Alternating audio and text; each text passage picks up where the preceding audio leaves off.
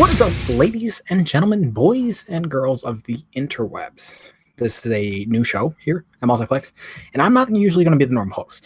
The normal host who is actually competing today, and this is Nerdgasm, a debate show in the fandom realm of things.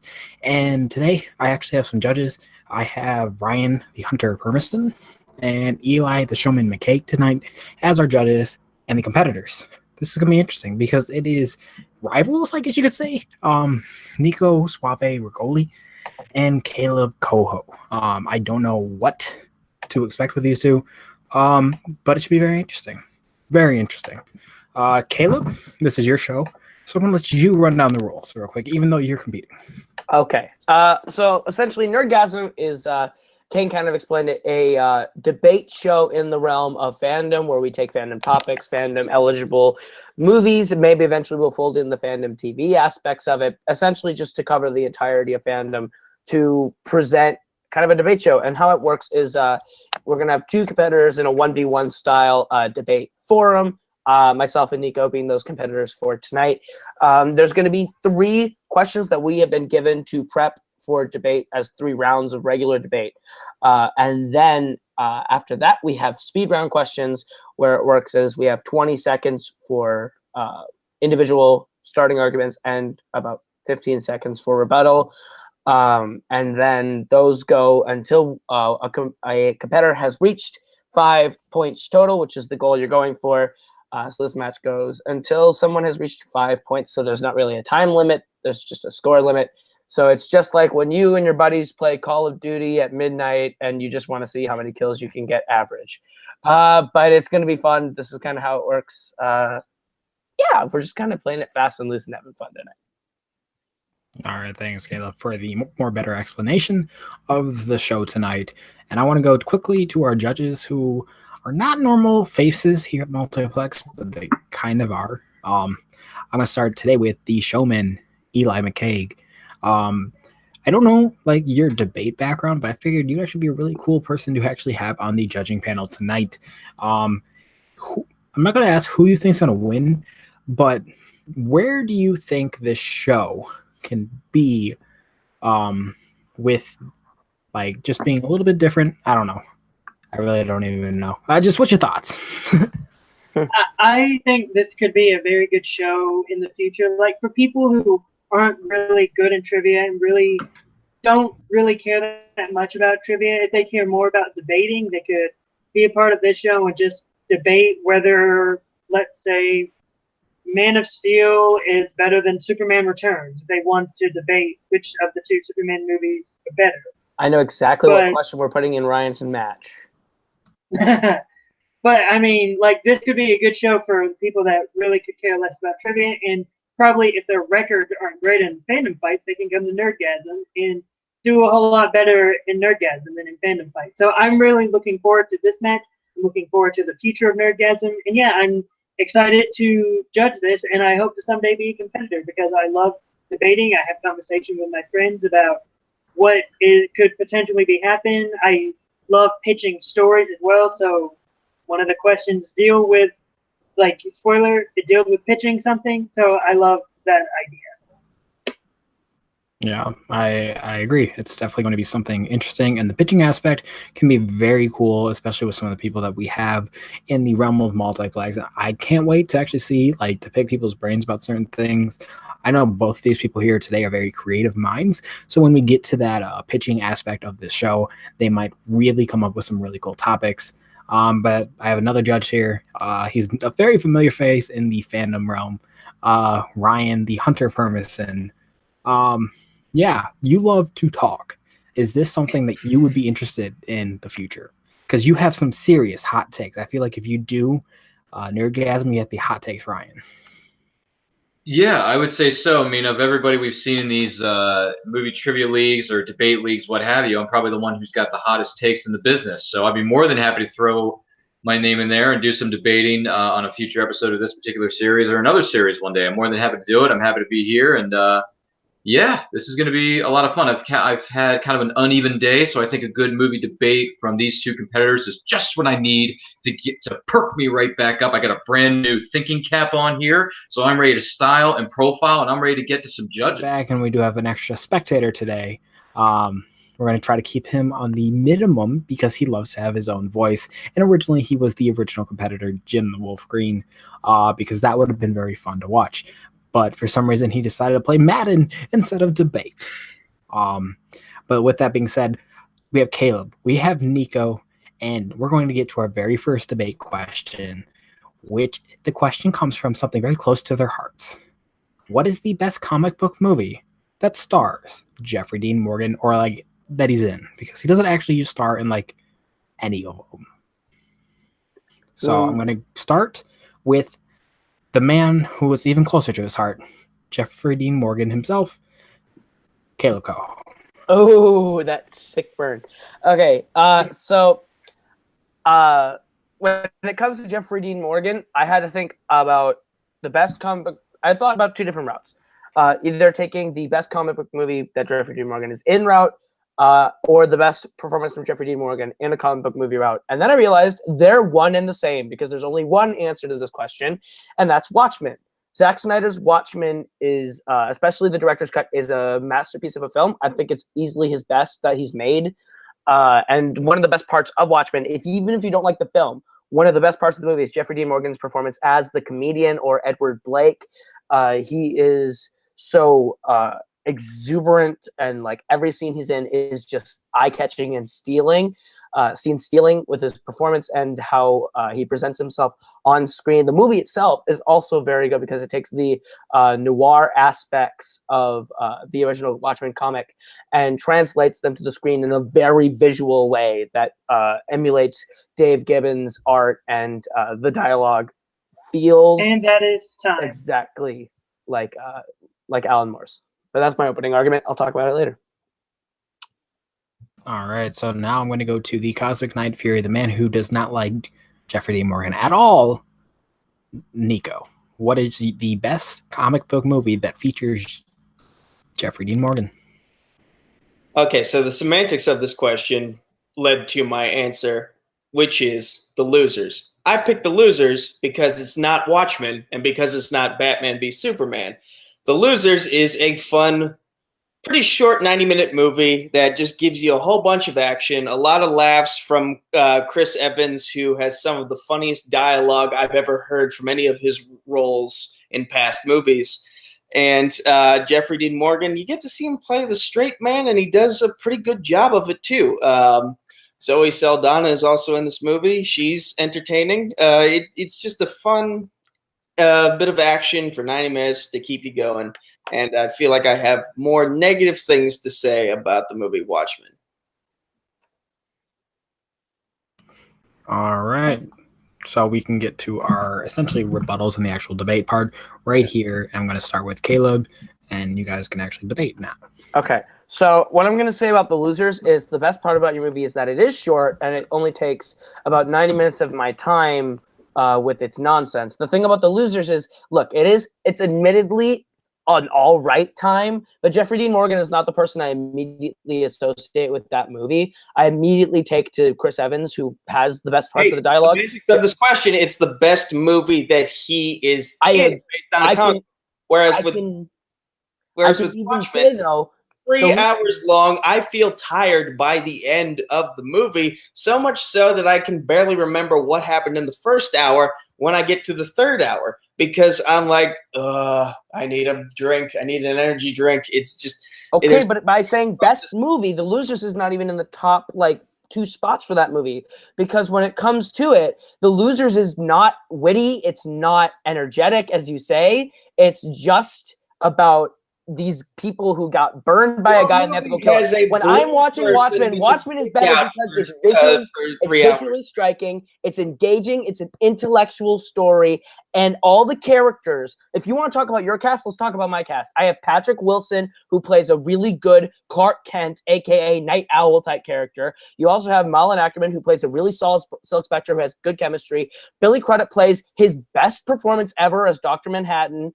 And you also have one of the best comic book movie performances of all time in Jackie Earle Haley's Rorschach, who is easily one of the top characters in film. So if we're not even going to talk about the Jeffrey Dean Morgan performance, which is easily top 2 from Watchmen, we have to talk about how good the movie is. Doesn't he rape?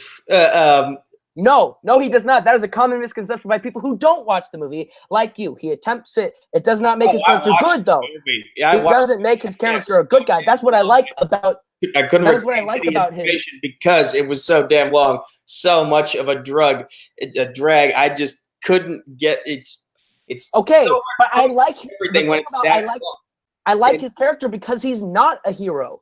He is an anti-hero. He is a flawed individual and a human. Whereas in The Losers, and why the hell is he's not even the straight man. When you said that the straight man is the only thing he plays, you mean he has no character or anything reduced to a cameo like he's in Batman v Superman. He has a cameo in Batman v Superman, and in The Losers, he is playing watered down Negan. He's playing watered down Negan in The Losers. The Walking Dead did it better. And when you get to Watchmen, when you watch Watchmen, he has a much better character because he is allowed to act and do a lot more in Watchmen. Brute.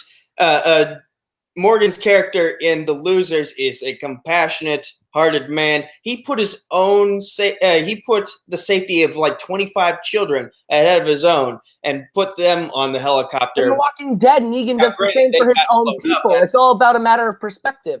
The thing about his performance and the movie Watchmen as a whole is that it is a lot more of a movie that is grounded. It's a lot more of a cohesive story. The Losers just feels like it's grounded about a man in an owl suit with a blimp. What is grounded about a glowing? Grounded in the terms of dark, gritty. What is grounded about what was going for? And the thing about Watchmen is that the story, sure, the director's cut is 3.5 hours long. The actual theatrically released movie is about 2 hours and 20, I believe. But like, that's another flaw it has. It has the Zack Snyder problem of needed an extended cut.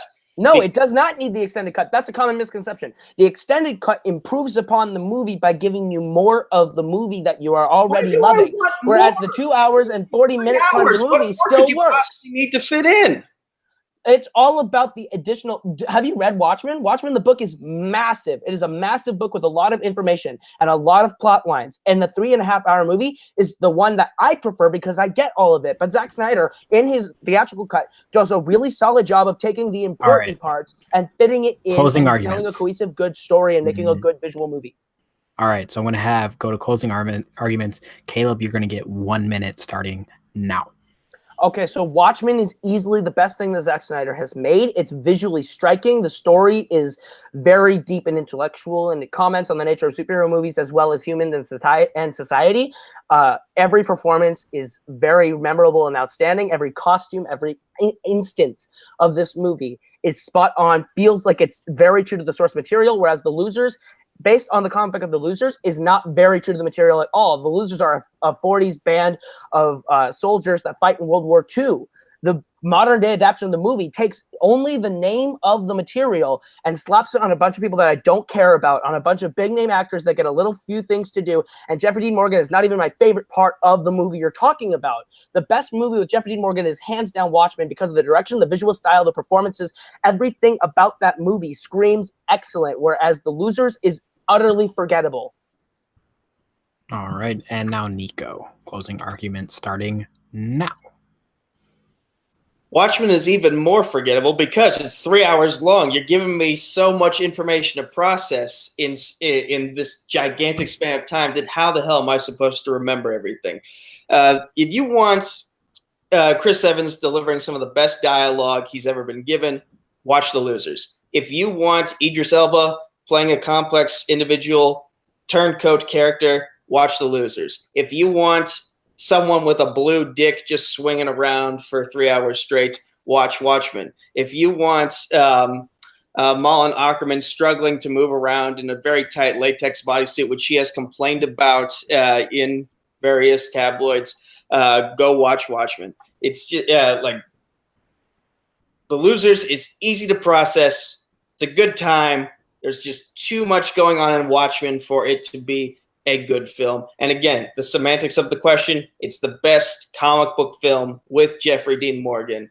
And if Watchmen needs an extended cut when it's already 3 hours long for its theatrical length, I don't think it's good. It's the best. Nico. All right. So that was your guys' opinion. We had Watchmen versus The Losers, and a very interesting debate because from Kaleb, he was giving me a lot of plot points on why he thought Watchmen was better. And then Nico was like, well, you got, Chris Evans doing really good and Idris Elba really good. So personally, I think I'd rather hear some more plot points from Nico being like, this is why The Losers is the best film, or, he brought up quickly like the rape scene from Watchmen. But I feel like if he would have just dug more into like some of the flaws in Watchmen, which I believe there's a lot. Eli, what's your opinions on it right now? I feel like Kaleb did really go hard on the plot points of The Losers, and he made Watchmen. He made his argument against The Losers and for Watchmen more well-rounded. While Nico's main complaint against The Watchmen was it's just too long. And to me, that wasn't really a strong argument because Kaleb was able to refute that and say, well, it could be long, but it has a better plot than The Losers, when Nico really wasn't refuting the fact of, no, it does have a good plot, and this is why. It was mainly just, no, my movie's fun, The Losers is fun because it's 90 minutes. Your movie's boring because it's 3 hours. So, in my opinion, I feel like Kaleb really has. This is a point for Kaleb. All right, so we have 1 point for Kaleb for The Watchmen, and my marker is dying. That sucks. All right, so I'm just going to go to Ryan next because he has some hot takes. I definitely want to get hot takes a chance to talk. Well, yeah. After hearing the debates, hearing the arguments, and hearing what my fellow judges brought up, I will say that Kaleb did make the stronger argument in this case, and I know Nico put up the best, kind of points, whether it be about the plot or the characters or the actors, more specifically the cast members of The Losers in this case, and that's all well and good. But I just feel like Kaleb delved a little bit more, deeper with his points, and I felt Nico just kind of like stayed here on the surface. He tried to dig a few inches below ground, but it just didn't quite reach that far. So in this case, I would have given the point to Kaleb, even though outside of this, between the two movies, there is one film I enjoy more than the other, and I don't think it's Watchmen. Yeah, I have. Even though it's already decided, Kaleb has won this round. I have to say I am not a fan of Watchmen at all. But I feel like Kaleb's arguments were a lot better on why Watchmen was the superior film.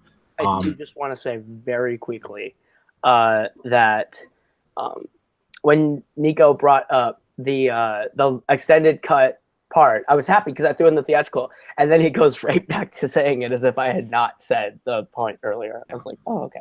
I see. Look, this is the one argument I put the least amount of. That's totally fine. I'm actually excited to hear what you have next because I know how creative you are.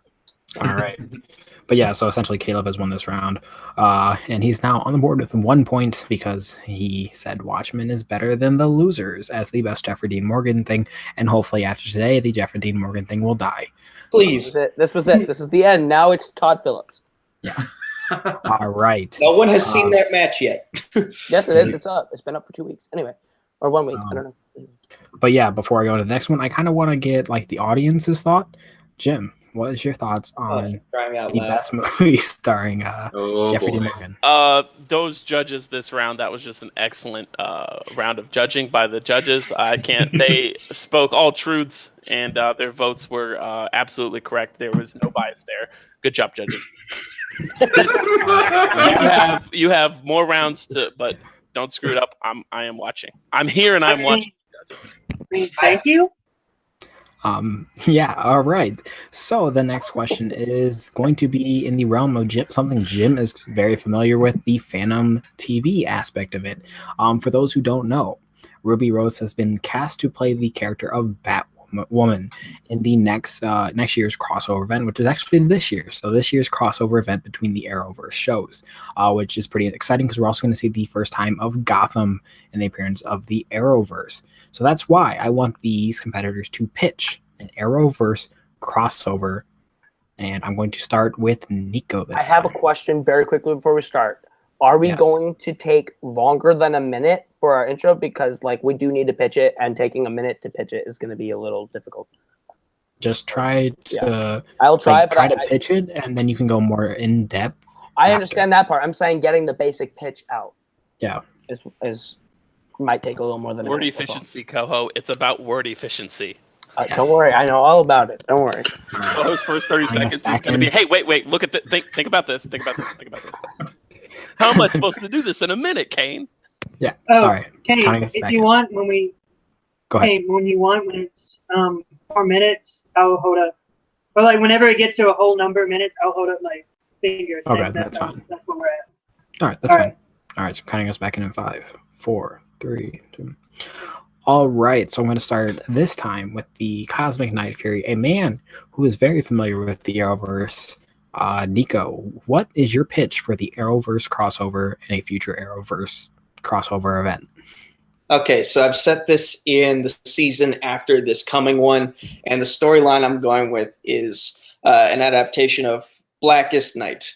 So it starts off with Chip, the Green Lantern squirrel-like creature. He is on space exploration, and he stumbles upon the Black Lantern power battery. He touches it and accidentally activates it, and suddenly a man by the name of William Hand wakes up on Earth in the graveyard of his childhood home, and he kills all of his family, then himself, and he's resurrected as the first Black Lantern, a servant of Necron. This is right out of the comics. Cut to Team Arrow, Team Flash, the Legends, Kara, Alex, Brainiac 5, John, Leo Snart, and the Ray from Earth X.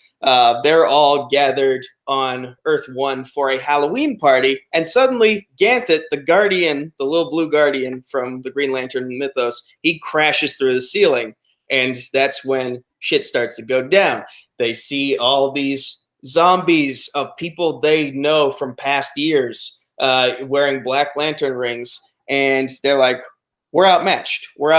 So they go to recover, but even with their recovery time, it doesn't work out well for them.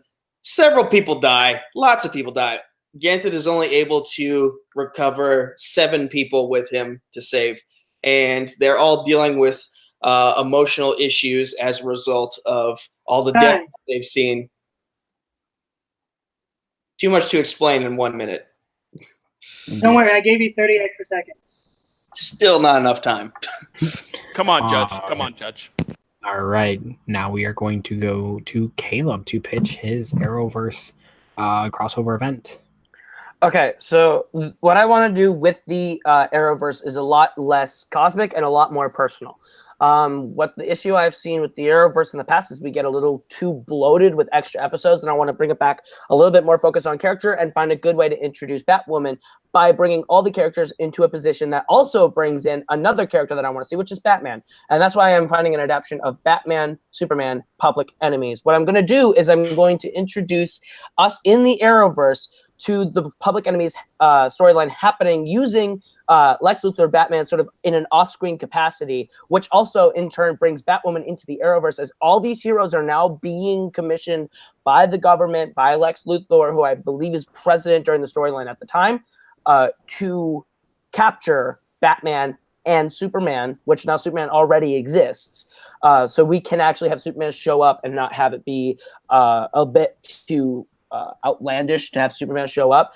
But I feel like this would be a good way, as we now have Batwoman, who is an ally of Batman, now forced in the position to bring in the man who trained her, the person that she looks up to. And also this brings her in with the rest of the Arrowverse in an interesting way, as they now have this dynamic of there's a big time vigilante that we thought was a myth that we have to bring down because he was helping Superman.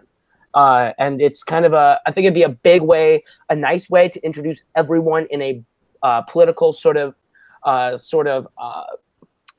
more nuanced, character-driven way. All right.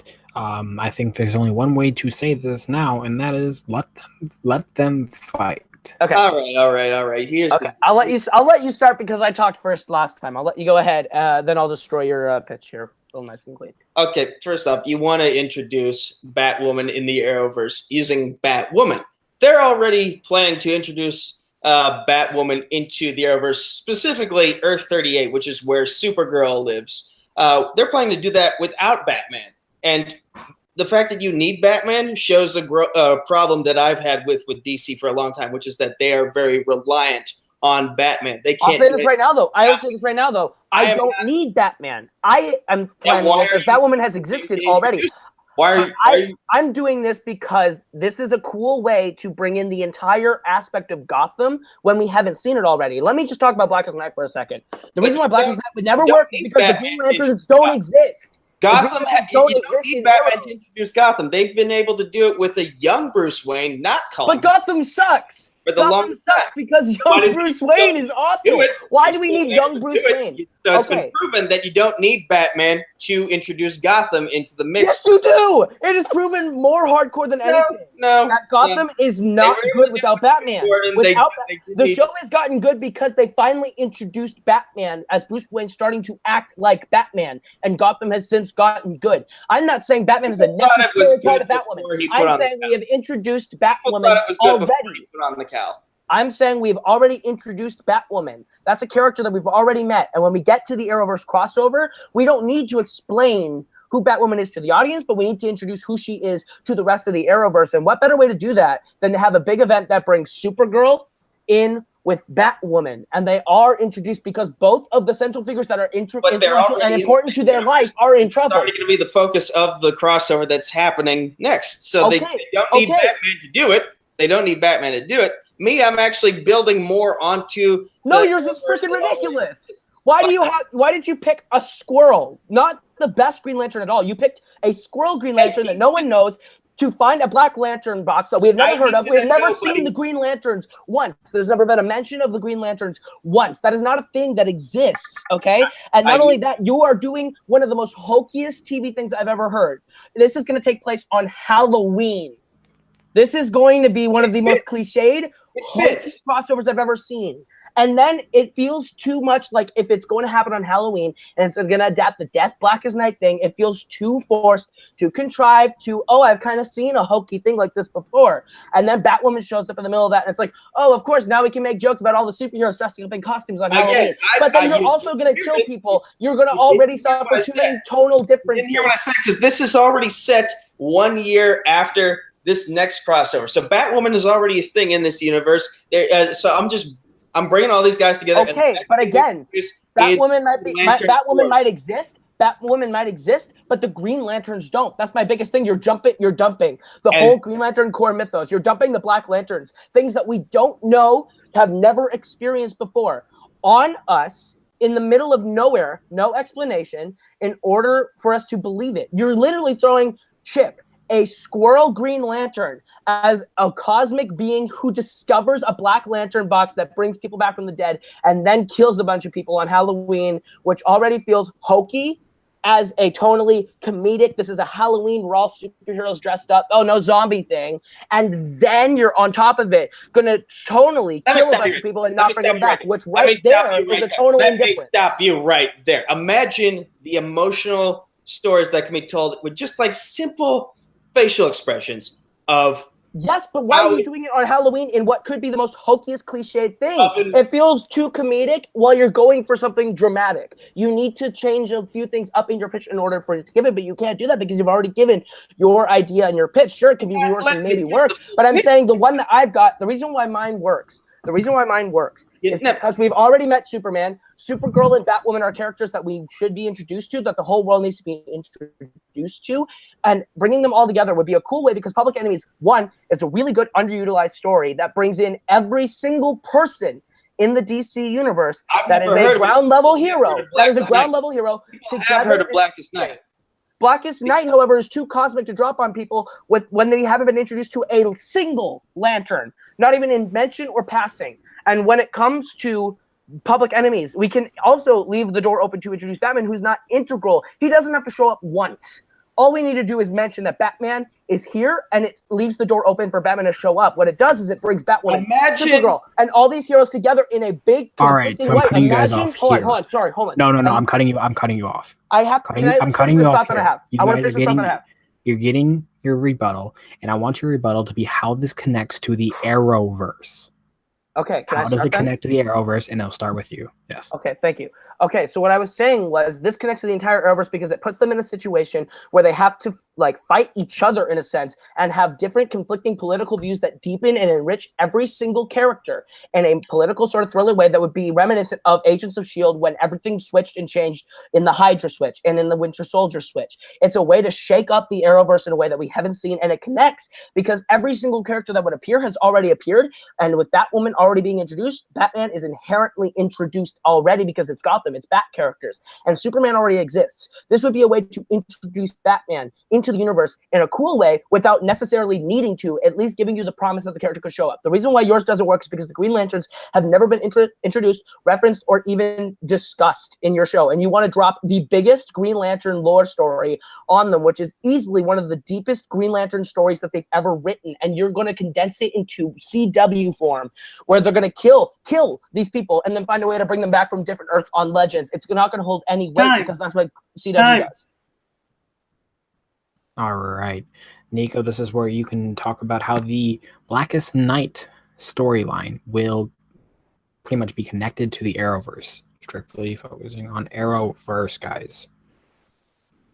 Imagine the impact of seeing a zombified version of H.R. Wells, and you are Cisco Ramon, and you see one of your best friends suddenly a zombie right before they eat you. Imagine the impact of seeing Martin Stein as a zombie, and you are one of the members of Team Flash or the Legends right before they eat you and convert you into a Black Lantern themselves. Imagine the rage of Kara Zor-El having watched all her loved ones, all her friends, turned into these Black Lanterns and then being given a Red Lantern to harness all that rage. Imagine someone like Barry trying to find all the hope when there is none after seeing his family, his friends, turned into zombies, and then he's given the blue ring of hope. Imagine Iris trying to just find the love where there is so little left, and she is given the Star Sapphire ring.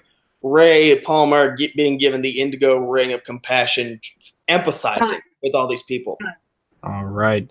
So I have a lot of thoughts, and I want to start first, and I definitely want to go to Eli next, just because I know this man has tons of Arrowverse knowledge. One thing I wish Nico would have brought up is that they have referenced the at least Hal Jordan a couple times.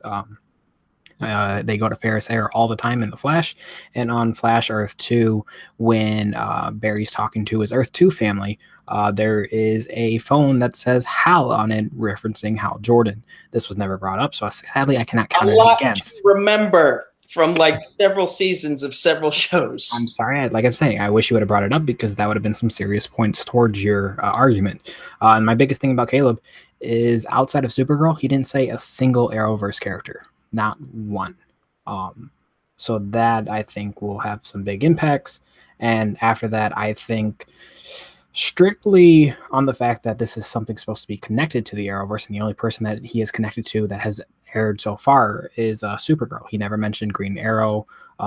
He never mentioned the Flash. He briefly mentioned the Legends, but he never talked about the Arrowverse as a whole. And that's why I got to give a point to Nico on this. And I'm going to go to a man who at one point could have been the Arrowverse champion. Eli McCaig, you know way more about the Arrowverse than even me. And I want to know what your opinion on this. I do have to agree with you. I really wish Nico would have brought up the mentions of how Jordan, the Ferris aircraft, sort of like how they have set up groundwork of potentially there could be Green Lanterns, but since he didn't mention those, I can't give him points for that.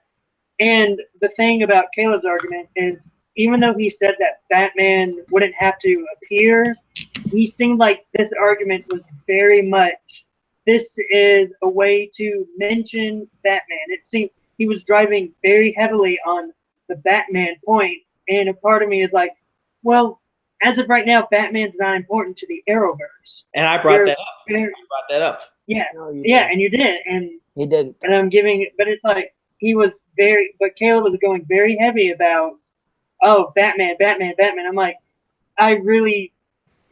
Batman really doesn't matter in the Arrowverse right now because he's never appeared. And also when he brought up the stuff like, oh, but they did an Agent Shield and how they're doing it and how they sort of did there, and it's sort of like, yeah, it's already been done. I don't want to see it again. No, I said And then it was when it like. came, I know, Let and the you said judges that. talk. It's like I don't want to see it again. I don't want to see a similar story like that again. But when it came to connecting to the actual Arrowverse, I think Nico, when it came to certain plot points, he mentioned different characters and how it could affect those characters. When it came to giving rings to characters, he actually mentioned which specific characters would get rings, whereas Kaleb really just mentioned Batwoman and Supergirl and Batman. He didn't really affect like, oh, this is how it would affect this character, and this is sort of how it would affect this character. So to me, I'm wanting to give the point to Nico. To me, Nico gets the point. Yeah, I think something, Ryan, I'm going to get to you in a second. I think something that would have been really cool is if he would have done the Public Enemies and it would have been strictly revolving around Batwoman and Supergirl, and they essentially take the Batman and Batwoman, the Batwoman and Superman spot, and then the rest revolves around of how like it affects the Arrowverse as a whole. I think that would have been really cool. But again, it was not mentioned. He had it strictly revolving around Batman and Superman, but it was like, oh, well, they're in there too. So I want to go to, it's already been decided that. Yeah, it's like, sure, we've had Superman, but we haven't had Batman. And just assuming that Batman is there, sort of like, but he's never been shown. I don't care. And yet, Nico did an entire storyline based on Green Lanterns that don't exist yet. But anyway. But they have been referenced.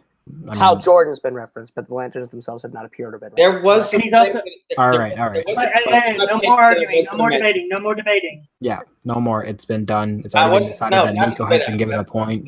And I want to give to Ryan, like, what were your thoughts on this thing? Where would you have gone? Well, clearly, I don't know as much about this particular television universe as you guys do, because I dropped some of these shows like a bad habit because I just dipped down in quality, or I didn't, or Jimmy Crack Corn, I didn't care, or I missed the last 2 episodes of this past season of Legends, but that's neither here nor there because that was my favorite show. Well, favorite of that universe. Yeah, I kept hearing Batman from Kaleb, and I'm like, okay, dude, we get it. Batwoman and Batman are mentee and mentor. Okay, we get it. But I will say, though, Nico mentioned a couple other characters and how what if this alternate version of a character or a zombified version of a certain character appeared, how would that affect you emotionally, and how would it affect the storyline going forward with the Arrowverse and whatnot. So, yeah, now that I think about it a little bit more, I probably would have given the point to Nico, even though I like, to a certain extent, I like Kaleb's idea a little more. But then again, Nico delved into more detail with certain characters and how they would be affected and what they should be doing going forward. So it was a pretty good argument, no question about it. Which, you know, if I ever have any desire to go back into the Arrowverse, which is probably not, but if I do, I'll be sure to look for those references. You know, or whatever. But that was a good debate, guys. Nice one. I will say, like, another thing I had written down on my phone was, why were we talking about Gotham for a solid minute? Because it's a good show. That's why. But yeah, so Nico got the point, and we are going to our next question, the final of the ones where they have actually prepped for it. And that is the best Star Wars prequel film. We're only counting episodes 1, 2, and 3, not Rogue One or Solo, even though they're technically prequels. I would have picked Rogue One if it was eligible, by the way. Just saying. Yeah. So I started with Nico last time. We're going to start with Kaleb. You're going to get 1 minute to debate your things. And I know I avoided Jim because I felt like he was not going to agree with us.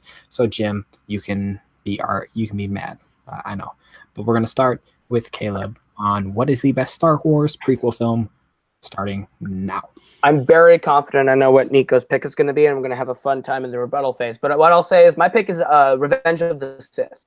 And that's, a lot of people say cliched option, but here's the thing. I genuinely believe Revenge of the Sith is one of the better Star Wars movies simply because of the narrative it tells. It tells the story of betrayal. It tells a story of friendship loss. It tells a story of status quo shift about how everything you believe is not what it was or how you perceive it. It's about of a lot of different themes, and it actually makes you care and relate to the character of Anakin Skywalker in a way that the other 2 movies horribly failed at, and it does it better than the other 2. There's a lot of other side characters that are also really solid and really awesome introductions, including Obi-Wan Kenobi, who I think has a really solid arc. General Grievous, who gets introduced and is easily one of the coolest parts of Star Wars lore. There's a lot of epic battles on a lot of different planets. And, of course, Order 66, which is one of the most awesome emotional sequences I've seen in the Star Wars franchise, with a lot of character deaths. And I'll get back to it more later. All right, and Nico, you know a thing about Star Wars, at least we think you do. Case might say otherwise. Your minute to talk about the best Star Wars prequel episodical film. The Phantom Menace is a ridiculously underrated film. It has the best lightsaber battle in the history of all of Star Wars. It has one of the best sword fights in all of movies, according to WatchMojo.com. It also has the best score to accompany a lightsaber battle. It introduces several of the characters that we love today. 6 in particular. You got Qui-Gon Jinn, Padme Amidala, Maul, who is one of the most complex characters in all of Star Wars as he's been brought back in the Clone Wars, in Rebels, in Solo. That you can't get enough Maul. The other characters like Quinlan Vos, Aurra Sing, even Jar Jar Binks, who in my opinion gets heavily redeemed in the 6th season of the Clone Wars and then suffers a tragic end to his arc in one of the books that were released after Disney bought the company. You get a lot of great acting that I don't feel you get in Revenge of the Sith. I feel like a lot of characters are better used in this movie. Okay. In rebuttal phase now, I'm going to start with this. Your movie, you said lightsaber about 30 times in your intro. You have a good lightsaber fight, but mine is better because the Mustafar battle between Anakin and Obi-Wan has let me finish. Nico, let me finish. Has emotional weight. One of them the battle with Obi-Wan and Anakin has battles, and the majority of them are just all twirling around. Only what do you think yours is? The 5 lightsabers doing side flips for 5 minutes. Okay, only 3 of the lightsabers have real people in them. The other 2 have computer-generated people in them. Obi-Wan and Anakin's lightsaber fight on Mustafar has more emotional weight than any beat in your movie. The Revenge of the Sith battle on Mustafar is about a brother versus a brother fighting over ideologies that it manifests itself physically. It is a difficult scene and it's easily one of the best lightsaber fights. But on top of the lightsaber fights, there's complex emotional themes throughout the movie, and actually very good acting performances out of Ewan McGregor, out of Mace Windu, out of Ian McDonald. Your movie has. You want to talk about good acting in your movie? Are you an angel? Are you an angel? Jake Lloyd is one of the worst parts of your movie, and you say good acting. It also introduces Jar Jar Binks, who, when you said is a redeemed character. And also, your movie reduces Natalie Portman to a plot device. She is basically there. Your movie did it worse. Your movie did it worse than mine. Not only does Natalie Portman's character of Padme Amidala have depth in my movie, she actually has depth in the form of 2 different characters, if you think about it. She plays both. We have the character that Natalie Portman plays of Padme the hand servant, and we have Keira Knightley's portrayal of her bodyguard, Decoy. You're calling Keira Knightley's performance layer and has Liam fucking Neeson in it. Your movie does not. Liam Neeson is wasted in your movie. Your whole problem is that you waste so much time on Jar Jar Binks. Your movie wasted General Grievous. General Grievous is the biggest fucking pussy in the history of Star Wars movies. And that's a part of his character. He's very well written in the way of being a cowardly general. The thing about your movie, you say best acting, and you said best lightsaber fight, but it has neither of those things, Nico. It has no good acting. Maybe one good performance out of Qui-Gon Jinn's Liam Neeson as Qui-Gon Jinn, and Darth Maul is cool, but you kept hitting on these characters are great in the future in other movies. You introduced characters who are going to be good in the future, but in the movie that they are in, and they are wasted. They are not done good. General Grievous was not that great in the now of Revenge of the Sith. Okay, then throw General Grievous out there. Great in the now of Revenge of the Sith. Nico, you have Order 66, one of the biggest pieces of lore. You have Anakin's performance, which is actually the best of the 3. Anakin's best performance is in the 3rd movie. That's when you get the best version of Anakin. You get. By the way, your movie you get the best lightsaber fight with emotional weight. There's good acting. Your movie has actual story Mace Windu being pushed out of a window by a scrotum-faced old man with lightning fingers. My movie has Qui-Gon Jinn experiencing a warrior's death. My movie has Obi-Wan Kenobi and Anakin Skywalker losing each other, and they are brothers that we have met over the course of the franchise. They get to this point, and Obi-Wan has to kill his brother because his brother has to now fill up your argument. You're bringing battle. Has to now fill up your argument. No, but that happens in my movie. Nico, that happens in my movie. Darth Maul is not that good in your movie. You're saying Darth Maul has an emotional arc in season 6 of the Clone Wars. He does not have an emotional arc in this movie. He is a wasted plot device that kills Qui-Gon Jinn. My movie has emotional stakes, emotional weight, story. True fighter with rage in his heart in season 5 of the Clone Wars and has a good lightsaber fight at the end of the Phantom Menace, like you just said. Your movie has child murder. Your movie has child murdering acting. My ears hurt from Jake Lloyd's delivery. Jar Jar Binks is the worst character in Star Wars, and you're trying to undersell one of the most racist, stereotypical characters I've ever seen in film through Jar Jar Binks. Jar Jar Binks is annoying. Jar Jar Binks is portrayal of Anakin Skywalker doesn't have stakes. If you think it really does, though, there is no stakes. Your whole movie stakes. Everything that there's a trade barrier on Naboo. That's the stakes of your movie. No, my movie is the galaxy has a political change in leadership. You get to see has a lot more stakes. Go down this dark path. His mom tells him, "Don't look back." What does he do? He looks back, and when he gets to Coruscant for the Jedi Council to your movie is utterly boring. You're really grasping at straws for stakes, Nico. The whole plot of the movie, the whole plot of your movie, Nico, and that is part of the motivation as to why he feels so underappreciated. The whole plot of your movie is that the Jedi have to go fix a problem where people can't communicate trade negotiations. My movie has emotional stakes politically about people and ideology shifting. Kaleb, stop.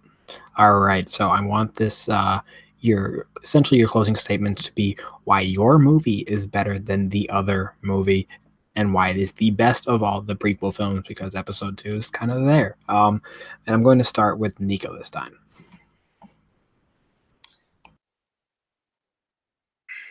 Does it start when I begin talking? Yes. Yeah. Okay. 30 minutes later. 25 minutes, a good idea what his movie is. Hey, my time. The Phantom Menace lays out the groundwork for what you see moving forward. It shows you what Anakin's motivations were as to why he feels so underappreciated by the Jedi Council and why he would become a Sith Lord. It gives you a layering of Padme Amidala that you see built off of moving forward, but not in Revenge of the Sith when she's reduced to a plot device to have Anakin's babies and then die of a broken heart. Liam Neeson, he dies an honorable death at the hands of a Sith Lord, whereas Samuel L. Jackson as Mace Windu gives the worst movie I'm in total pain scream I've ever heard and then is just chucked out a window by a scrotum head. My movie has an idea of what people do for fun in Star Wars and that they go to watch a pod race, whereas in Revenge of the Sith, if you're a child, you basically die in the movie. If you are a lizard that you can ride on, you die in the movie. And my movie introduces so many characters that you love moving forward. All right. Kaleb, go ahead.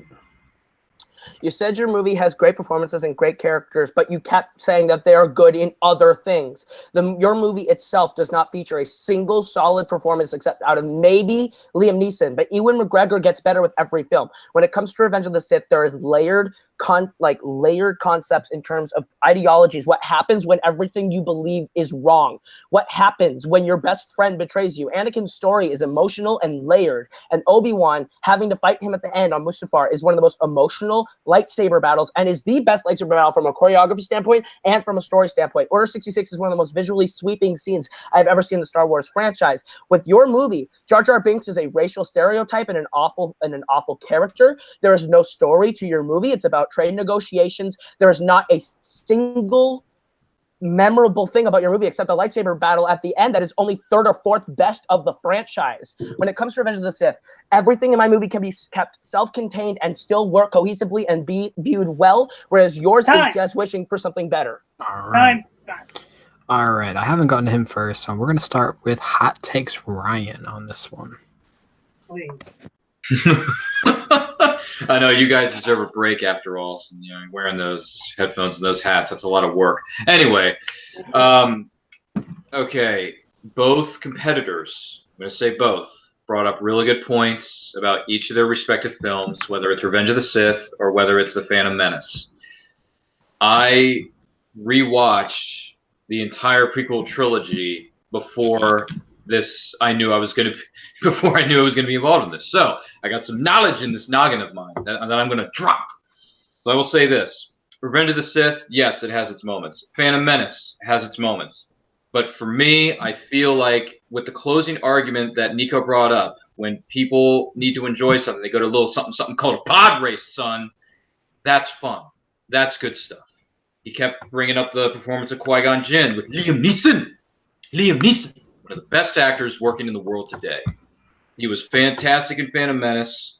The lightsaber duel at the end was fantastic. And Revenge of the Sith, the acting, the story is so cringeworthily bad. Revenge of the Sith, oh my gosh. And the chemistry between Hayden and Natalie, there's, excuse me, there's nothing there. It just doesn't work. So for me, I feel that Nico, can't believe I'm going to say this, Nico, you brought up the better argument. And for me, I would happily give the point to Nico because to me, Phantom Menace is the best of the prequels. Boom. He based Mic it drop. on what movie he liked more, not arguing. This is why we call him Hot Takes. All right, so I'm going to give my opinion right now. And for me, at the beginning of the whole argument, it took a while for Nico to not talk about it. But essentially, Nico was just talking about one scene.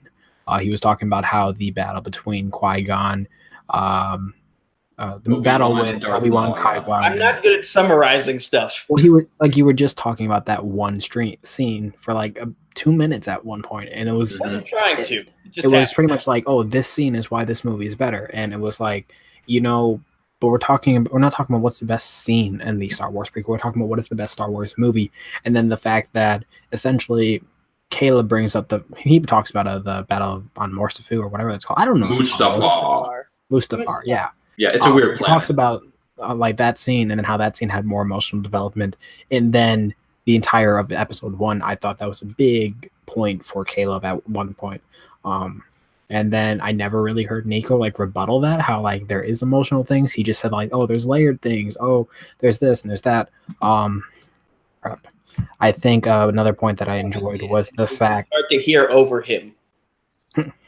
Another point I thought Kaleb brought up that was really good is that how Nico was mentioning the fact that characters were good in other parts. How Jar Jar, for example, oh, he was good at the end and not in right now. And then how he was talking about Darth Maul. Oh, he was really good in Clone Wars season 6. And then 30 seconds later, oh, he was really good in Clone Wars season 5. I don't know which Clone Wars season it is because it's two different ones. I thought that was funny. I said the same thing about General Grievous. Yeah, let me talk. Competitors don't talk while we're judging. Okay, cool, yay. But I think closing argument wise, I thought Nico had a better closing argument between the two of them. With the Anakin's motivation, how Padme was just a plot device in episode 3, and then the fact that Mace Windu's death in episode 3 was pretty terrible. But I mean, I felt throughout the fight, I thought Kaleb was just a little bit more talking about the movie as a whole, while especially the first half of Nico's argument was talking about the Duel of the Fates scene. So I will say I'm giving my point at least to Kaleb in this round. And I just want to say one final thing that made me laugh was the child murdering acting. I thought that was really funny. So yeah, that's a good point. Yeah. Eli, I guess you could decide who's winning this round. Comes down to you, Eli. Choose wisely. Okay. So I was hearing the arguments, and I was trying so hard doing the debate part to listen to Nico, but Kaleb was just so loud that I couldn't hear Nico, to be honest. And, okay. It seemed like a majority at the very beginning of the debate for about 2 minutes or maybe 2.5. It was all about the performances. And all I was thinking was, I don't care about the performances. I want to know story-wise which one is better. I wanted to know story-wise which one is better. You can say, oh, a movie is just as good as a performance from its actors. I'm like, yeah, that's true. But at the exact same time, I want to know why the story is better. And then slowly, closer to the end of the debate part, we start to get more of the story points of why one movie was better and the other one wasn't. I have to say, because of the story points, Kaleb brought up more story points during the debate, and Nico, during the closing argument, started to bring up more of the closing points. But even in the closing argument, Kaleb still had more points, and he was able to rebuttal most of the arguments that Nico had, and he was able to defend most of his points. So ultimately, in the end, I have to say that Kaleb gets the point. Bullshit. So that means I will say real quick, Nico, when you brought up the General Grievous thing, I rebutted it by saying even in my movie, I was saying you take him out of the movie entirely, the movie is still better. I said it was a throwaway thing, but anyway, I did. Right. I just wanted to point out that I did rebut your General Grievous comment. So that means after our 3 first prep rounds, I guess you could say, Kaleb is now in the lead 2-1, but it's going to be the first person to 5 points to win the match, and we are starting with our first speedball question. And that means first one, I kind of just want to let you guys know that I saw timeout. Okay. Yeah. Timeout. I just wanted to say real quick, not even kissing Koho's ass here because you can cut this. Literally, Nico's argument was, look how good my movie is at introducing characters that are better in later times, including when they're better in Revenge of the Sith. So I was like, what the fuck? Hayden's terrible compared to Jake, though. And hey, fuck you. Fuck.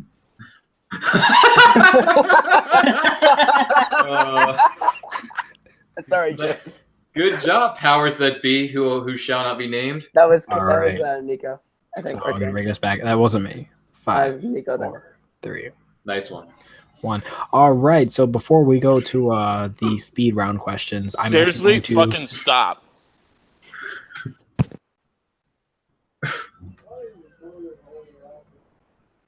All right.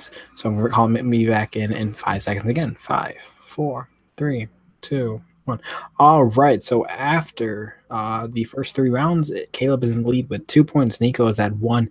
And before I go, I kind of want to go to our audience today, Jim the Wolf Green, on his thoughts on the first 3 rounds.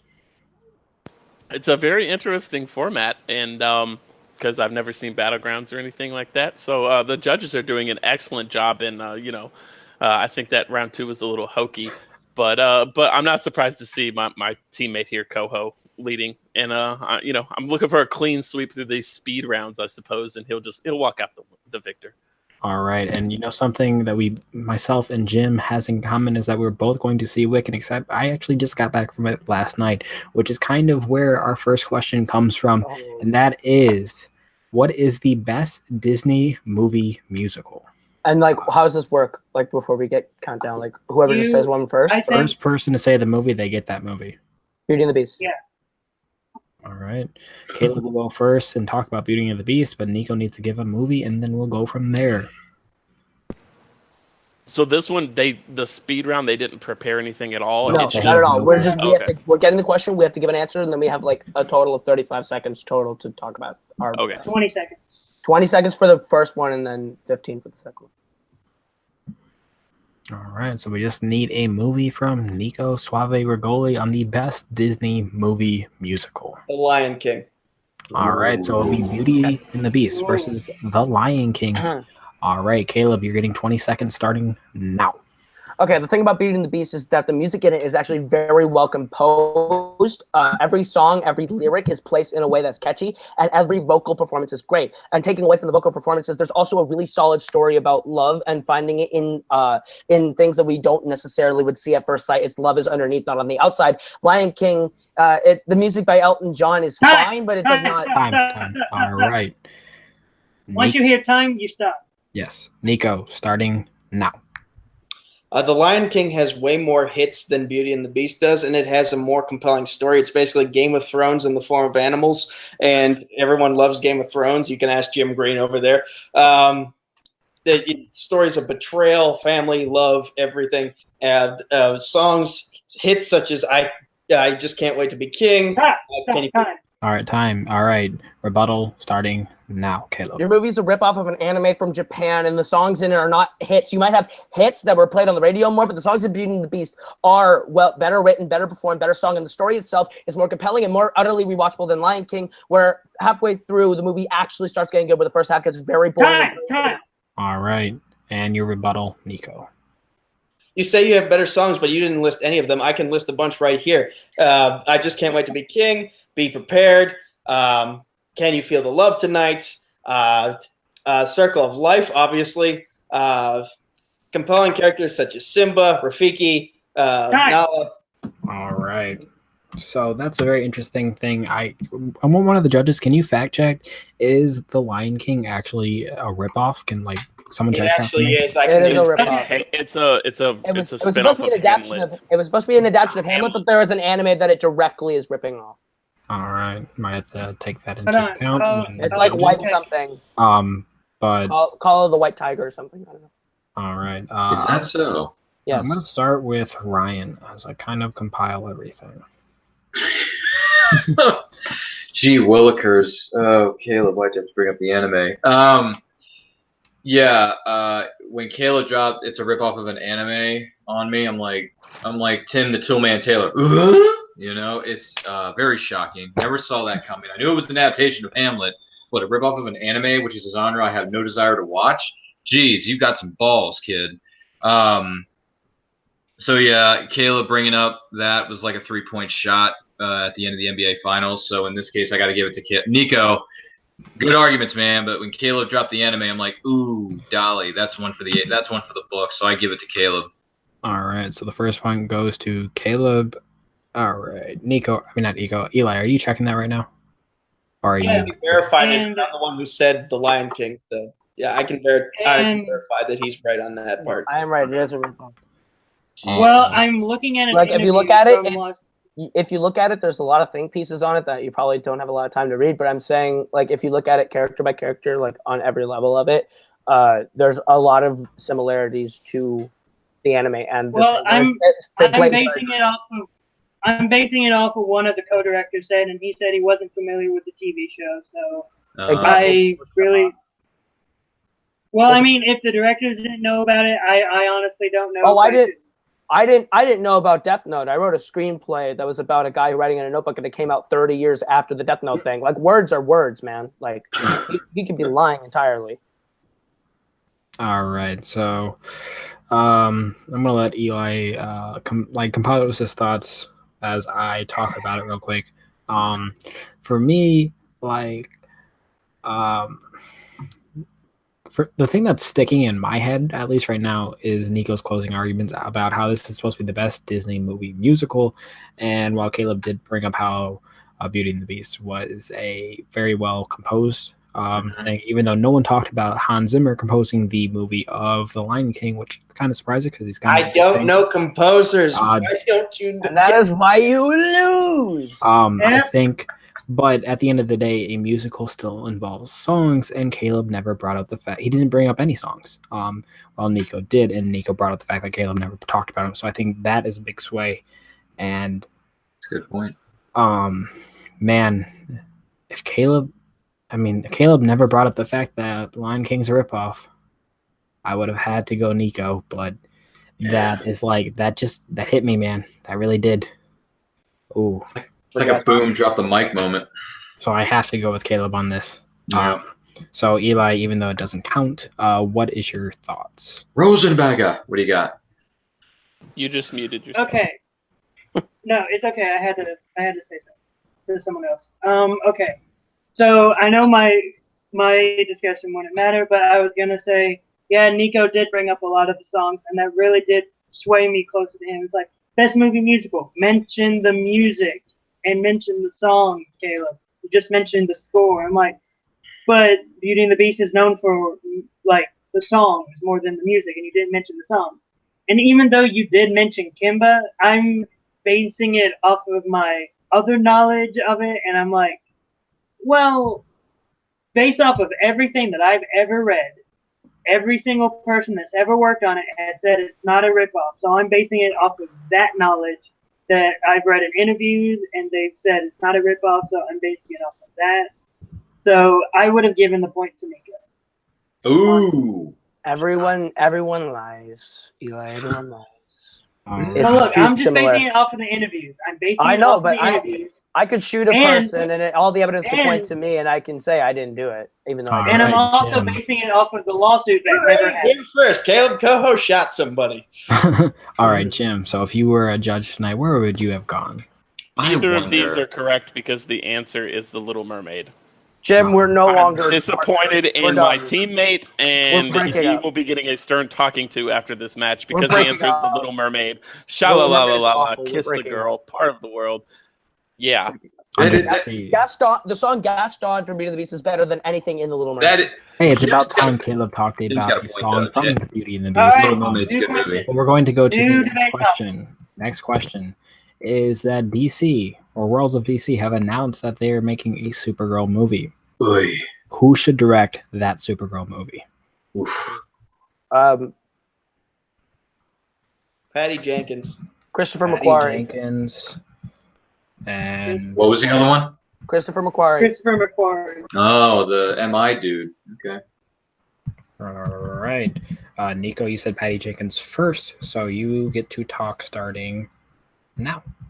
Patty Jenkins has already proven that she can make a Worlds of DC movie, specifically a female-led Worlds of DC movie, which is what you need to get the tone right for a character like Supergirl. You need someone who's lived the female experience before, and Supergirl is a character unlike any other and Patty Jenkins can definitely capture that. Time.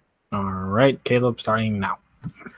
Christopher McQuarrie has proven he can do action and do compelling storytelling, which he did in Mission Impossible 5 and 6, which just came out, which are some of the best action I've seen in a movie. He also has proven that he can do character work with what she did with Ethan Hunt in Mission Impossible 6. The thing about Patty Jenkins is she's already booked making Wonder Woman 1984 and 3 and 4 and 5 and the rest of the Wonder Woman franchise.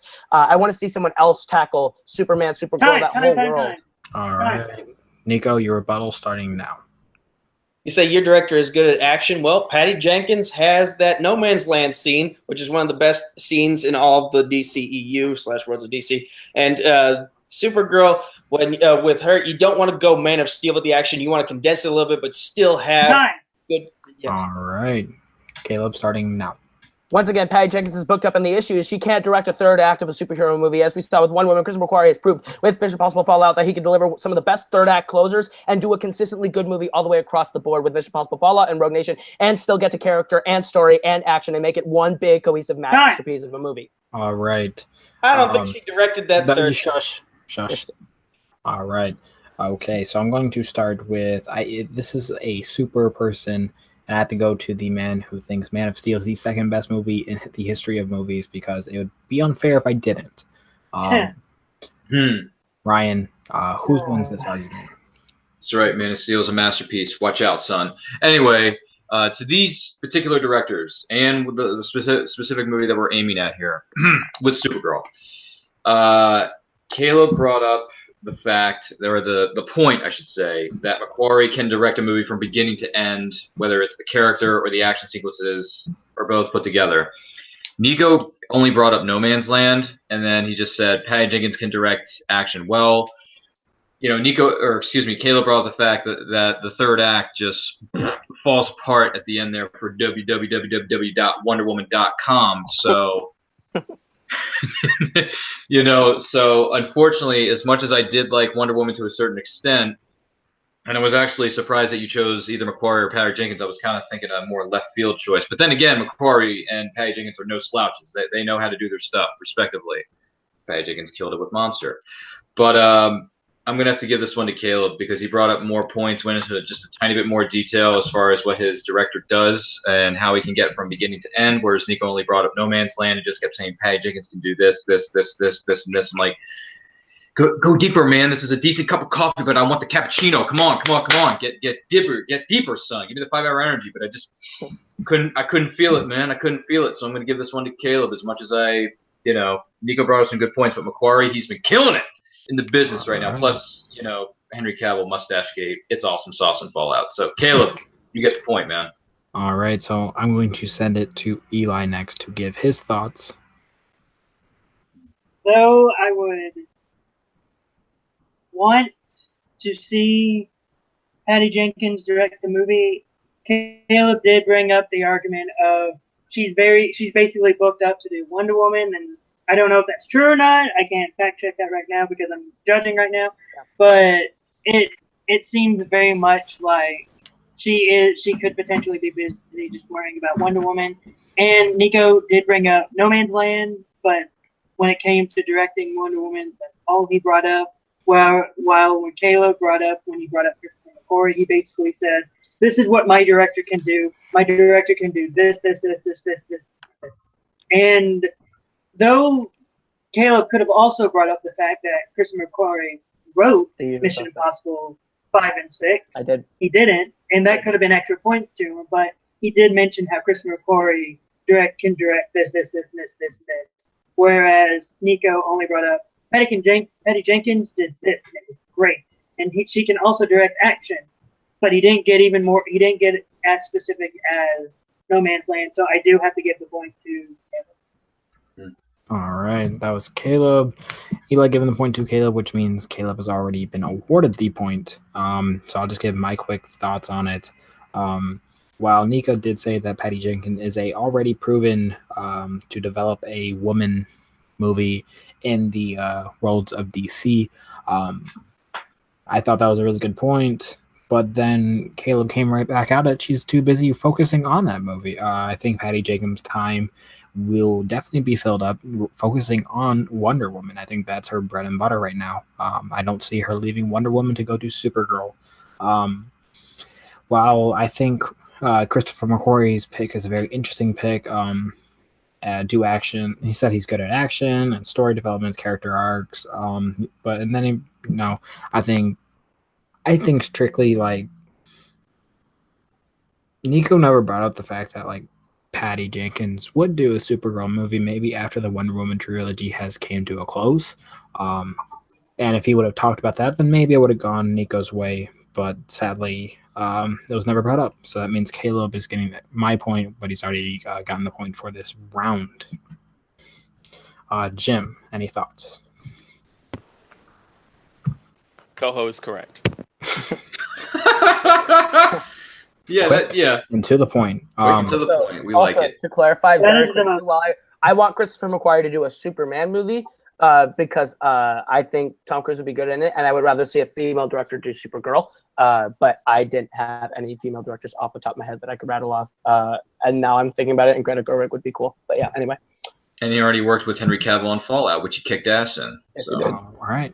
So this point went to Kaleb, and that means the next one is another Disney-related question, and that is. I hate to sound biased, but come on, Nico. Also, just saying, if I get this right, it's over. If I win this, it's over. It is over. Yeah, Antoine.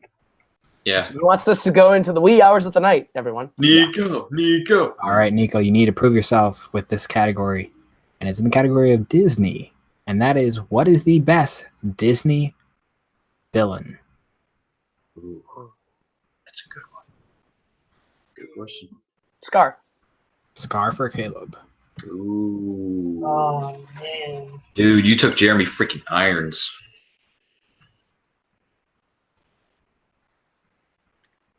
Give me a moment, I just need to look up the name. A name. Jim is He's googling. He's googling Do you have Disney the movie? villains. I'm just saying. There are so many villains and so many names to keep track. Mother Gothel from Well, Tangled. he probably has the Oh. movie, but Mother he doesn't- Gothel from Tangled. Ooh, this is Is that wait a minute? Is that a real character? Mother Gothel. Yes, it is. Oh my god! Mother I thought Gothel. So that means we have Scar versus Mother Gothel, and the best Disney villain. Caleb, you are starting now. Okay. When I talk, Yes. Scar's a more layered and complex villain. The performance from Jeremy Irons gives him a more definitive edge with a bit of nuance, suave charisma to it. The thing about Mother Gothel is that she's just an emotionally manipulative, like wannabe immortal kind of character that doesn't really seem menacing at all. Scar is very menacing. He killed a fool. Gothel tries. Time, Tries. stop. All right, Nico, starting now.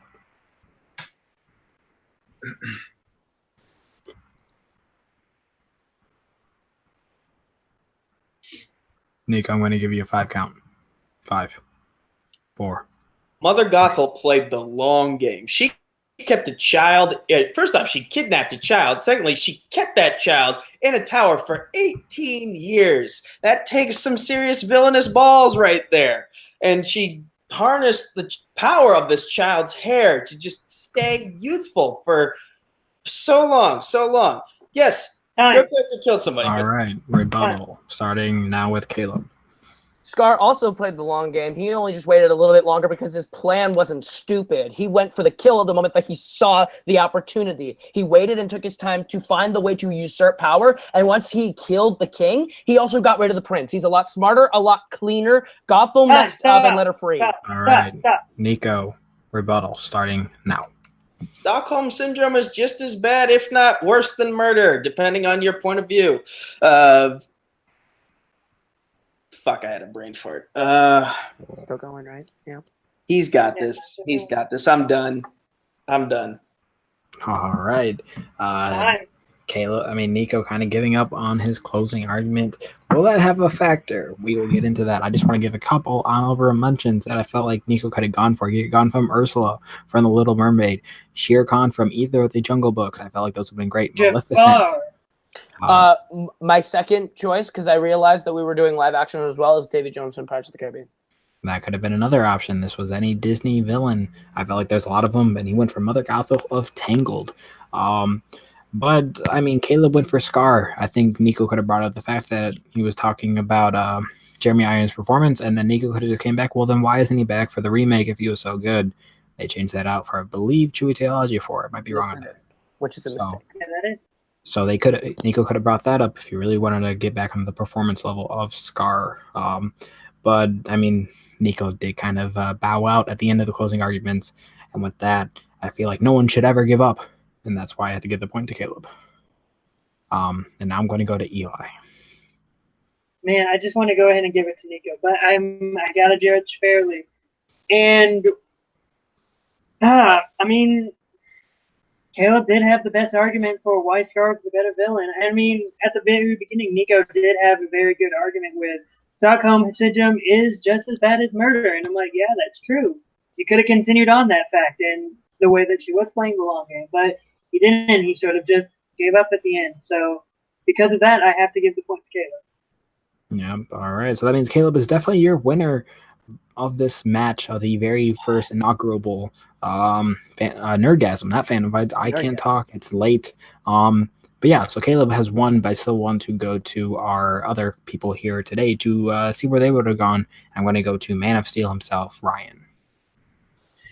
Yeah, as soon as Caleb brought up some points about Scar, I pretty much figured it was hate to say it, Nico, I love you, man, but it was a done deal. And Nico, you tried your best. Mother Gothel from Tangled, a movie I haven't seen in 1,000 years because it's a very forgettable film. It's not even that good. Lion King, the name's in the title, King. One of the greatest films of all time, one of the best animated films of all time for sure. Scar is a great villain. Jeremy Irons has won 1 million awards. He's one of the CM Punks of acting, best in the world. Dropping some wrestling knowledge on you, son.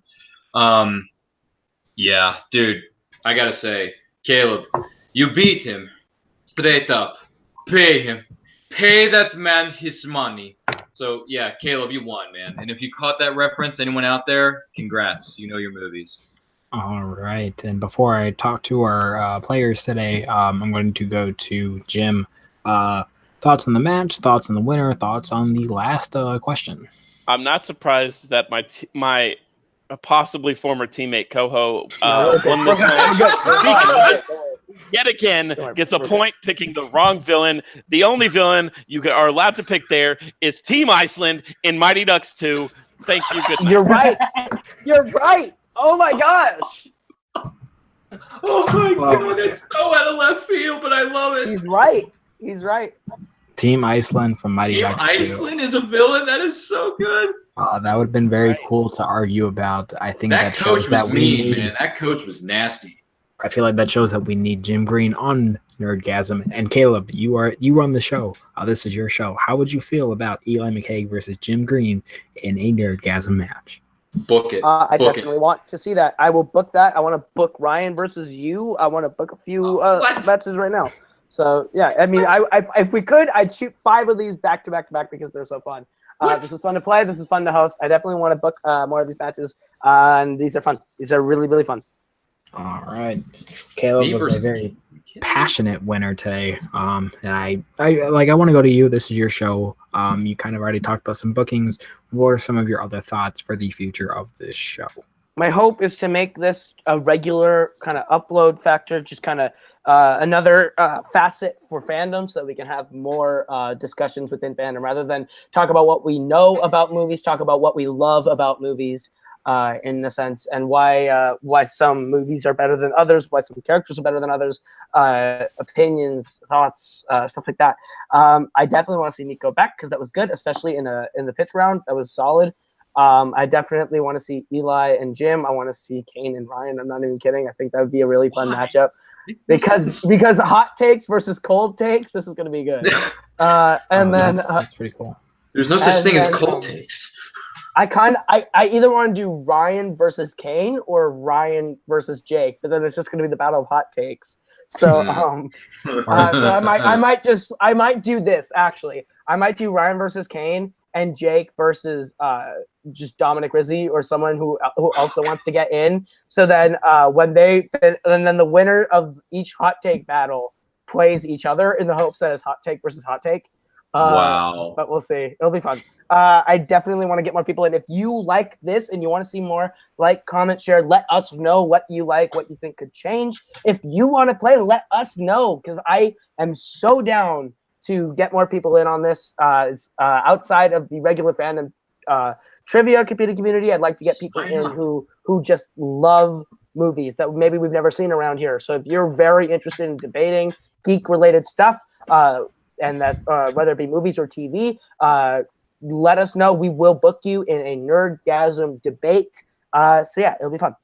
And there's another Nerdgasm match that was originally supposed to be the first match that hopefully will still happen. I hope it will happen, but I don't want to tell them what it is, and I don't want to tell them what it is in the hopes that they get their hopes up and then it not happening. So hopefully that will happen, but if not, you never knew. You never knew. It's a mystery. But I do want to go to you our. Never knew that you never knew that we had booked a Nerdgasm match 4 months ago and then didn't shoot it. Yeah, it was supposed to. That's a long time. Fights. We've been sitting on Nerdgasm since June. So. That's a long time. Yeah. But yeah, Nico, you came, you saw, and sadly, you gave it your best effort, man. Like, you have never lost a Nerdgasm question that involved TV, so that's interesting. That's cool. That's a fun fact. If you get more Arrowverse ones, I think you can run the table because clearly Kaleb knows nothing. He never mentioned Arrow. I know them. Flash. I just didn't think I needed to say them. Am I going to get to say anything within my own interview here? Yep. Can you please ask me a question so I can give you an answer? Nico, chill. Okay, question. How do you feel that Jeffrey Dean Morgan will never be brought up ever again in the history of trivia? Yeah. This is it. That is a relief. Though I wouldn't be surprised if one more Jeffrey Dean Morgan question was thrown into an upcoming Fandom Fight match, or hell, even Jake Brangoni might be watching this and he's like, let me see how I can sneak this into Warzone. And just This is like my 6th attempt at a debate format show, and it just, I don't know what it is, but it's just I'm not focusing on like the right things to argue, or if I'm just running out of gas, or if everyone's just like faster on their feet and their mouths. But like, I don't know. It just, something about debates is not a lucky situation for me, and I've kept. I don't know why I keep coming back. Maybe it's just out of hopes that finally it'll be the day that I get the win. But I don't know why I said yes to Aaron Connell when he asked, "Do you want to be in another movie battleground match?" Personally, no, but I said yes anyway because I'm afraid of shit like this happening again. I keep trying, and it just keeps going the other way. I feel like Hunter Chambliss in actual trivia matches. I just can't seem to get I can't get the nod, and it sucks. It sucks. I do want to say that a lot of your things were pretty close. It just came down to a couple things, especially the best movie musical from Disney. I thought that was a very, very close one.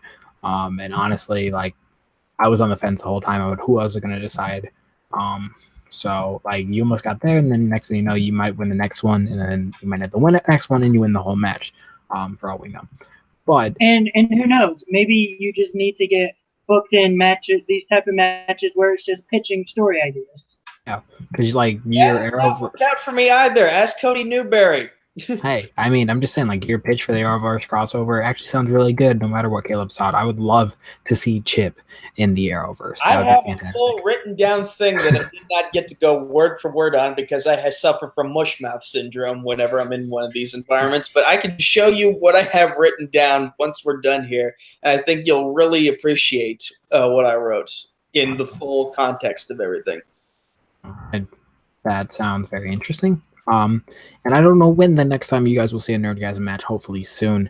But I kind of want to just go to final thoughts from everyone here on the panel. I definitely want to start with the man who runs the show. It's not me. It's Kaleb Koho. Nerdgasm. Any final thoughts you should say about it to hype people up, or just thoughts on today? Definitely, we're going to try this out. We're going to start. This is just a test. This was kind of a test run. We're going to get better and different from here. But I definitely think that this is not going away. That we'll see several episodes of this. This is something new that's going to stay right here on Multiplex. And I'm really excited to see what crop of competitors pop up and are interested in that show interest in doing a Nerdgasm match. I can't wait to host a lot more of these. And I can't wait to see what sort of questions that we can come up with. People who want to throw out hot takes like Ryan, or unconventional picks like Jim, or who can pitch like Nico, or talk fast like Eli and I, or just sit there and give all the Shrek 2 opinions like Kane. But it's going to be fun. So if Shrek you 1. like a movie, if you have a movie that you like more than anyone else, if you have an unpopular opinion about something, this show is for you. It's a forum for us to talk about the nerdy movies that we love, that we not necessarily have to know every composer or cinematographer about, but know why we love it, and talk about how much we love it and why it's a good movie. And that's what Nerdgasm is about. That's why it's going to be right here, and that's why you're going to want to play. But in terms of where you can find me on Twitter and Instagram at Kaleb Koho. That is KalebKoho. You can also find me on YouTube, Kaleb Koho, where I do music, vlogs, stuff like that. You can find me on YouTube also at Koho Productions, where I do videos on film trailers, reactions, stuff like that. You can also find my movie Chick Part 2 out on Kaleb Koho and Koho Productions right now. You can watch that for free. And you can also find my album Shoot for Teams, not for free, but on iTunes and Spotify with my group, The Forks. Shoot for Teams by The Forks. You can find that on all your digital media where you consume your music. And you can also find me everywhere here at Multiplex, running Fandom Fights, running Nerdgasm, running Let's Make a Movie, hosting it rather with Kane and Jake. You can find me hosting Fantasy Football with Tim every Wednesday, which Kane, Nico, and Jim are going to be on Wednesdays right here on Multiplex. You can also find me and Kane doing a podcast called Get It Right the First Time. It's going to be an awesome show where we talk about a movie that one of us has just watched for the first time and the other one loves, or we talk about movies that we love. It's kind of a free-flowing show where we talk about movies, and what we're going to do is at the end of the year put out our ranking of the movies that we talk about on the show. So you're going to want to listen to that. It'll be here on Multiplex, and our first episode is about Avengers Infinity War, so you're going to want to watch that. And that's all from me. I see what you did there with that snap. I see that. I didn't know that was the name. But I'm going to go to our unfortunate loser, Nico Suave Regoli. Where can the kids find you at? Is there any other things you want to hype up about around the league or anything else that you're doing on Multiplex? And I'm just going to let you talk. Well, you can find me losing to Chris Clark on Late Night with Take 3 debates until the end of time. You can not find me in Dance Off. You can probably find me coming back here against my better judgment. Same goes for Movie Battleground. But in all seriousness, you can find me on Facebook, Twitter, YouTube at Nico Suave Regoli. That's NicoSuaveRegoli. And you can find me helping run things here on Multiplex Entertainment. That's the name of the Facebook group and the YouTube channel. The Twitter is at MultiplexYT. The Instagram is at Multiplex Entertainment Network. I, along with Kane, am working on various t-shirt designs for our TeePublic, which the address is just Multiplex. And you can find me hosting Around the League every Sunday at the most random times of day. We'll try to schedule them at better times of day. And you can find me helping Tim Smith and Nancy Ballon from time to time hosting Movie Battleground. I am one of the main hosts. Dan Skiballon is our question writer. He does a great job. And, Mayhem at the Multiplex. That's coming up, too, unless we air this afterwards, in which case, edit that part out. All right, I think it's going to go up beforehand, and I'm going to send it over to Eli. Oh, yeah. Hey, I'm Eli McKay, the showman, blah, blah, blah. You can find me on Twitter at Mr. Eli Mac. You can find me on Instagram. I think it's at Mr. Eli Mac. I don't know what's so funny, but we're going to laugh anyway. And you can find me on YouTube at Mr. Eli Mac. Or, okay, you can just find me everywhere at Mr. Eli Mac. I don't really post a lot on YouTube. I'm going to try to do better, but who knows.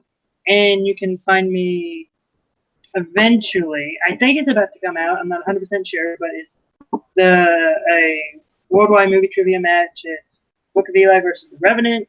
And I don't know if that's about to come out soon or not. We'll find out. If not, well then. But yeah, you can find me places. You can find me places, you know.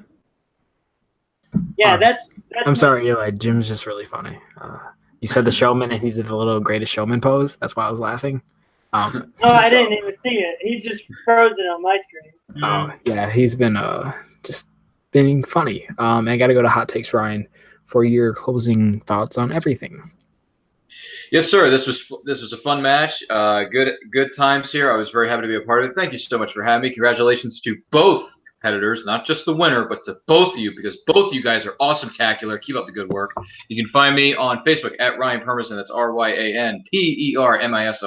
Also follow me on Twitter and Instagram at RyanRPM5. Make sure you're following us on our YouTube channel at Nerd Culture. We do movie reviews, TV reviews, video games, comic books, anything nerdy. We talk about it. Make sure you're following us on Twitter and Instagram at It's Nerd Culture, and a whole lot of other stuff coming your way very soon. So hope to see you there, and thanks for having me. Thanks for showing up, and I get to go to the man who makes everyone laugh except for Nico. Jim, anything you want to say that might make us laugh? There is a team match that recently happened that one and only Eli brought up, which I was a part of as well, and that may or may not have been spoiled because somebody went live at 8 a.m. in the morning and said the spoilers of it, but you don't know that, and this will be out after that, so by the time you watch this, you're probably going to know what's already happened. So, so watch that because I think that match was fun and awesome. And Case is awesome, and Jeremy writes amazing questions.